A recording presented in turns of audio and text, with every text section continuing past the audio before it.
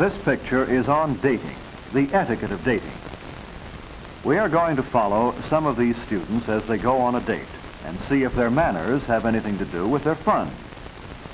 Everyone thinks that his own manners are all right, even if they aren't perfect, and that being correct only helps to spoil fun. Let us compare what these students do and don't do with what we think is right.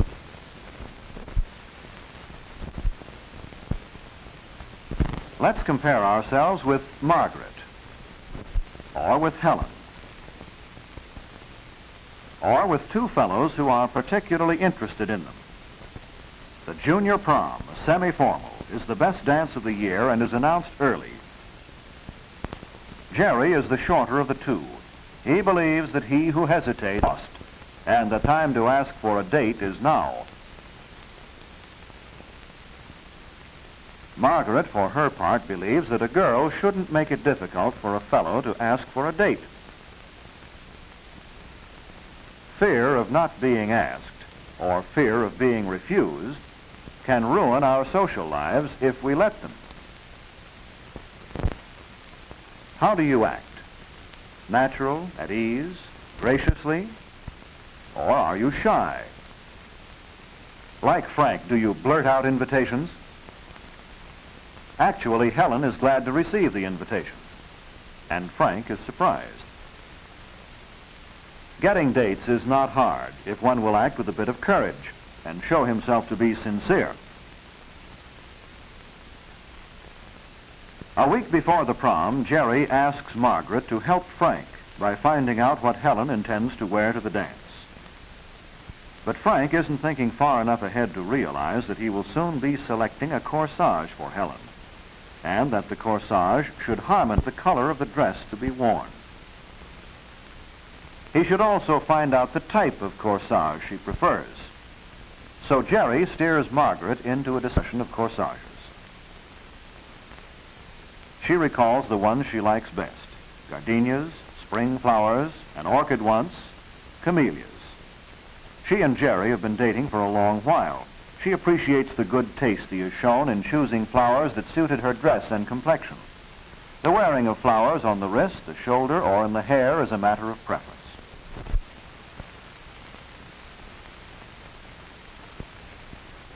When Frank finally asks Helen about her preferences, she is glad to tell him that she likes all types of corsages and all flowers except gardenias. All the other preparations for their double date are also talked over. The night of the prom, Frank is glad that the dance is semi-formal and that the wearing tuxedo is optional. But even with a dark business suit, so Jerry insists, the color of the tie should be conservative. The socks should match the tie, not clash with it. We dress according to the occasion. A dignified occasion requires dignified clothes. As a matter of convention, men wear dark clothing at formal or semi-formal affairs. Thus, perhaps they allow the ladies, by contrast, to be more colorful in their dress. This tie may not seem conservative by your standards, but it seems to be the mildest that Frank owns. Perhaps for the next dance he will buy a quieter pattern, something that won't compete with the colors he expects the girl to be wearing. In that sense, he will be showing consideration for her, a gesture of friendliness. And that is what etiquette really is, doing unto others as you would have them do unto you.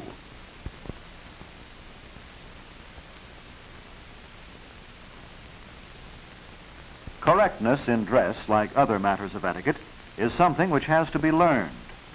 One needs to check on himself and inquire from those who know what is correct. Of course, women usually receive more training than men in the etiquette of dress because of its importance to their appearing always to best advantage. But girls have their problems just as fellows do, and what they think is in good taste may not be.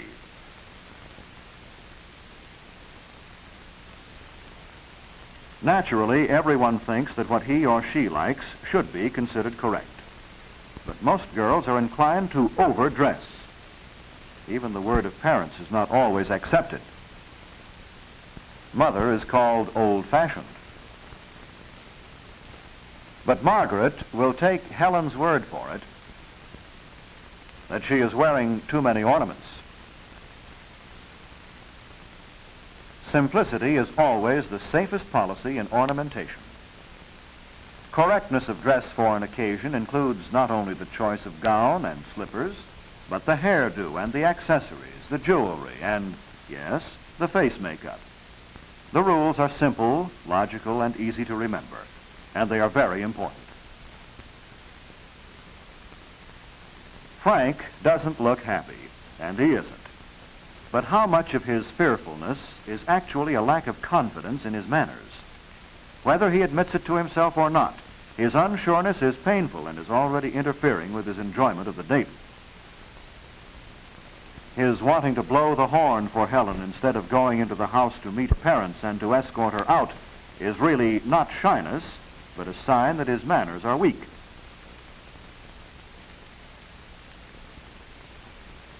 He hasn't taken the trouble to learn how to meet people easily. Helen tries to introduce him first to her mother, who has risen to shake hands with him. Ladies are always introduced first, and they may offer to shake hands or not as circumstances warrant.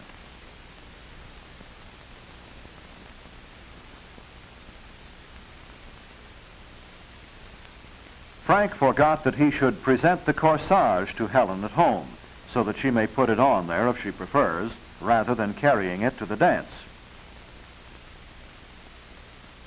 Notice that Jerry acknowledges the introduction to Helen's mother with a nod, since she elected to remain seated and did not offer to shake hands. Frank shouldn't open the corsage box, but allow Helen that pleasure.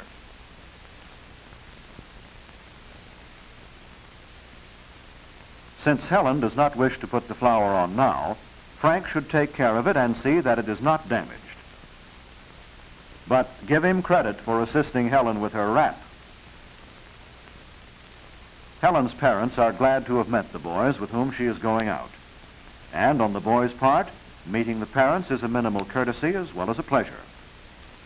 Good manners never interfere with fun. They should be habits. And habits of correctness are just as easy to learn as bad habits. Correctness has the real advantage of allowing one always to be at ease. Jerry has been here often and is right at home. However, the ease with which he enters into a conversation is based on his genuine interest in other people and what they are thinking. Meanwhile, Frank is laboring to interest Helen in what is his, not her, chief interest. Sports. Margaret is careful not to keep Jerry waiting. She doesn't believe that keeping a fellow waiting a long time will allow her a more dramatic entrance and thus increase his interest. Rightly, she depends on the charm of her personality to hold his attention, not upon little games. So that Jerry feels he is dealing with her true self at all times. The phone call is from one of those fellows who wait until the very last minute to try making a date. Jerry can laugh at his would-be competitor. Margaret is gracious, of course, but brief. There is no excuse for last-minute requests for a date. No girl is flattered at the idea that she hadn't already received an invitation. Besides, a lot of the fun in dating is in the anticipation. And right now, they are well along in their fun. But Frank and Margaret have problems with conversation. Margaret has tried to talk about the dates she has had with other fellows. She meant only to be entertaining, but such topics irritate rather than interest. Perhaps, she and Frank hope, the dance will furnish better topics. Now they have arrived, and all the fun they hoped for lies ahead.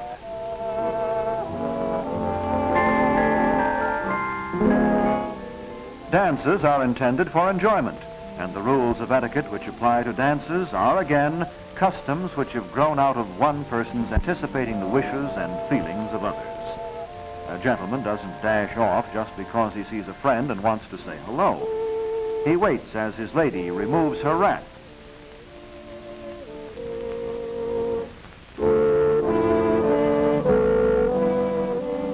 He allows her time to pin on her corsage and powder a bit if she wishes. He saves her any feeling of being deserted or of possible embarrassment in entering the dance unescorted. Ladies expect such courtesies, just as they enjoy the thoughtfulness shown in presenting them with a well-chosen corsage or enjoy being properly escorted.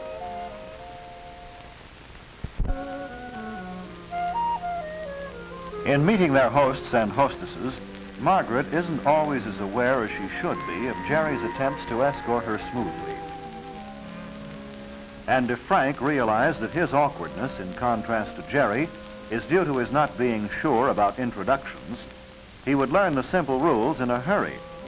Introduce a man to a woman, to an older woman, a younger man to an older man. The name of the person to whom deference is shown is always mentioned first. The person who is to be introduced waits until the introduction is made, and then waits for the other to offer his hand. Only a few friendly remarks are made.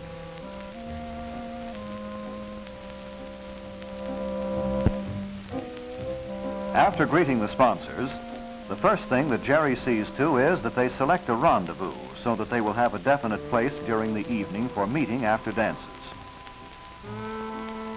Then they begin filling in their dance programs. When programs are filled out in advance, and then one or two couples don't attend after having exchanged dances, the programs are left with gaps that are hard to fill. So it is perhaps to wait until dances can be exchanged, friends who are present. Then the dances that have been promised can be written in.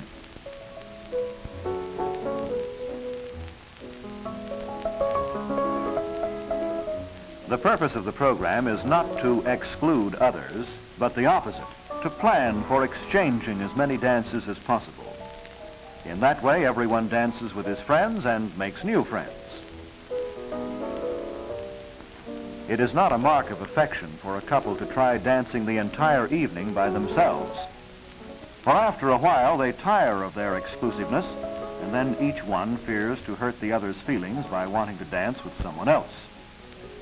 It is customary, though, for a couple to reserve for themselves the first and last dance. Frank forgets it and has to be straightened out. But now that they have gotten to dancing, let's hope that their troubles are over and that the evening will work out the way they have hoped.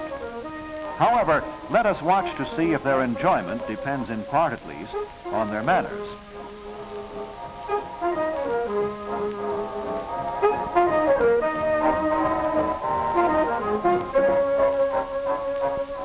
All that they ask is that they be allowed to talk and to dance, to be with their friends, and enjoy each other's company.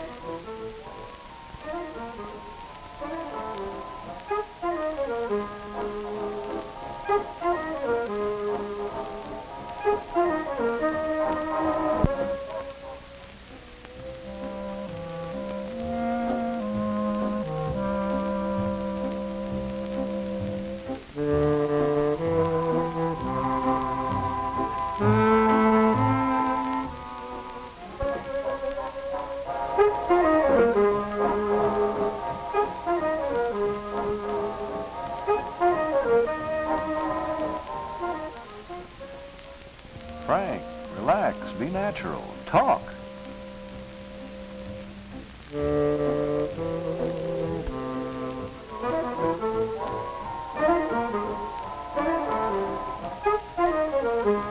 Margaret, you're going yatata, yatata, yatata.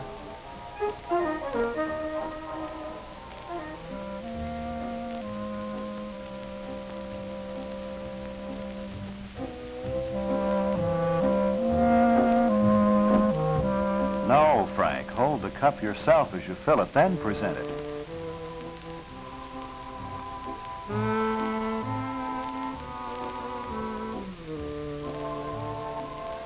Getting jealous? They're only enjoying themselves.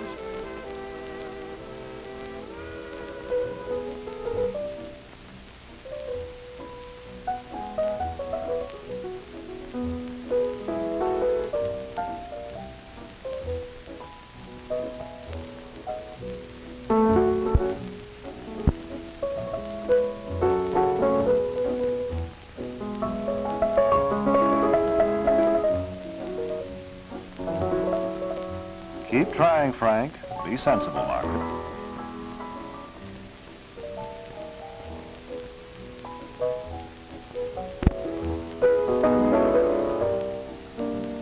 Frank, you're wrong. She hasn't lost interest in you.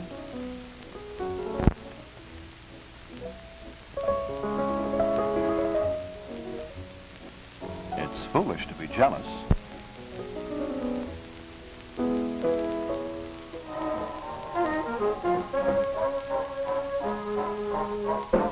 It's your own fun you're spoiling.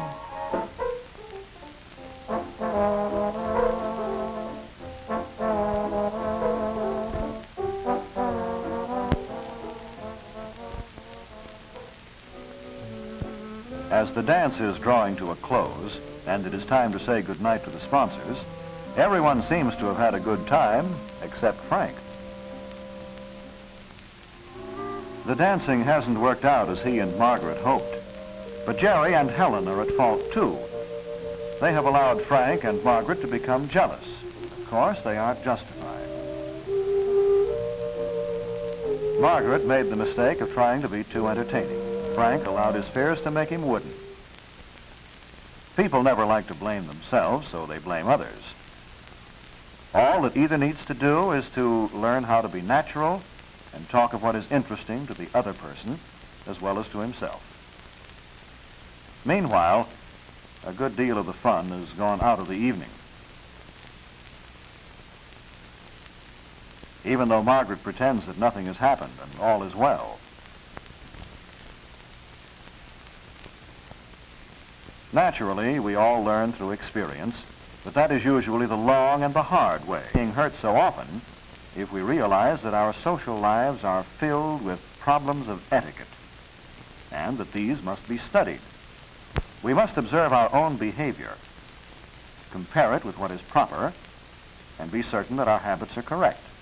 Jerry's example in suggesting to Margaret a dish that she might like is one that Frank might follow.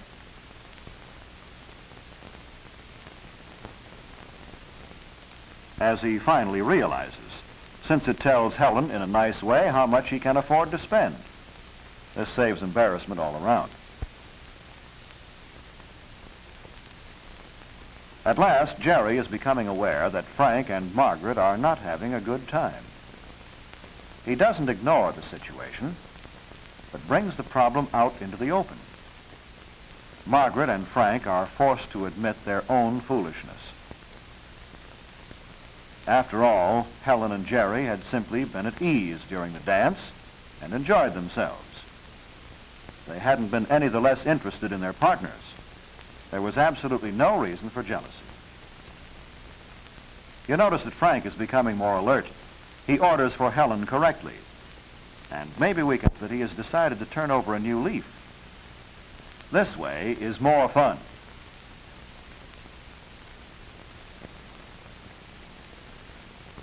The meal has been happy, and now that the mistakes that have been discovered won't be repeated, and those that haven't yet been discovered will come to light as they pay more attention to their manners. But already they have learned some valuable lessons, Frank particularly. He has learned to begin with that he shouldn't let his fears stop him from asking for the date in the first place, and that he should ask right away, not fret about it. He is glad now that he learned a little more about selecting a corsage and about how he should dress.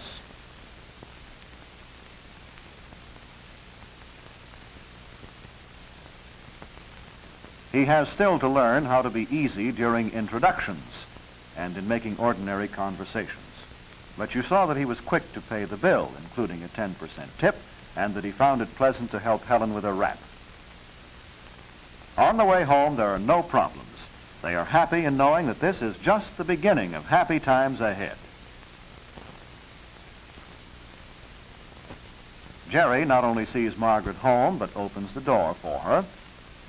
And then, well, they've been going steady for some time now, and there are some customs that are very enjoyable. But now Frank has a new problem. Should he try on a first date? He makes certain that he helps Helen from the car correctly. She waited properly for him to come around the car.